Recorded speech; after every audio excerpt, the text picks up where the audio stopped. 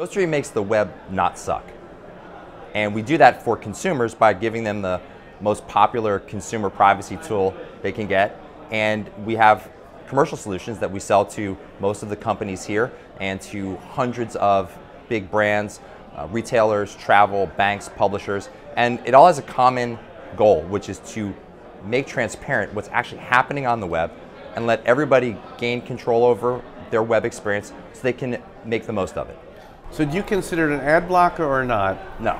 Ghostery is a consumer privacy tool. Okay. It's very distinct. Ghostery blocks nothing by default. You have to install it, configure it, and only then, after a lot of configuration, can you actually be blocking ads. It's a script control mechanism. Ads are one of the outcomes of it. It's mostly a byproduct. What people use Ghostery for is mainly to speed up their web experience and have a good understanding of what's happening behind the scenes, and to selectively share their data with the websites and the tracking technologies that they feel comfortable doing so. The IAB is pushing this lean effort, and I think that's essential because trying to decide which companies are good and which companies are bad, these are all good companies. Most of them are our clients. They're all just trying to build profitable businesses that deliver for their clients.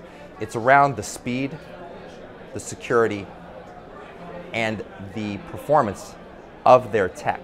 Because when you look at why consumers are getting so frustrated, it's not so much because they're creeped out by ads following them around the web. It's because the experience, there's just a traffic jam of technology that's trying to get access to the user, and it's slowing down the web experience. It's causing gaps in the security of the site, and consumers can't make heads or tails of it, and they're getting frustrated. That's where the IAB's lean effort comes in, to try to set some standards around speed, security, privacy compliance, and then the intrusiveness of the ads. I think that's the best way to go because it also sets standards that the whole industry can aspire to, and it creates a level playing field. Because everyone's big concern here and elsewhere is that those couple of 2, 3 big players end up eating the entire market. And that would be bad. I think obviously it would be terrible for everybody who's here. It also I think be bad for the buyers, and it'd be bad for the publishers. I spent 10 years on the publishing side.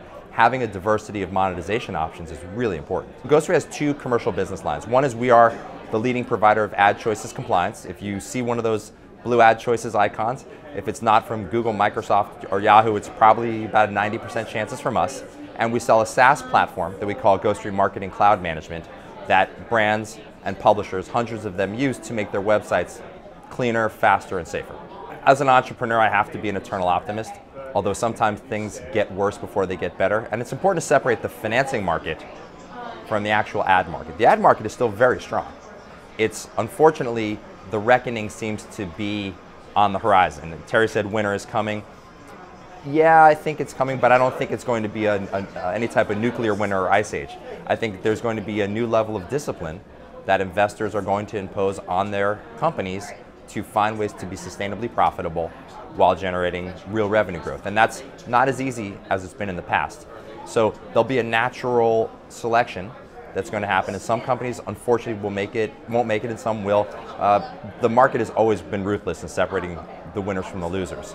From Ghostery's perspective, the complexity isn't going away, and that's where we really provide a benefit. We try to make things clear and bring clarity from the complexity, because the world's not getting any less complex, even if the financing market isn't as great as it used to be.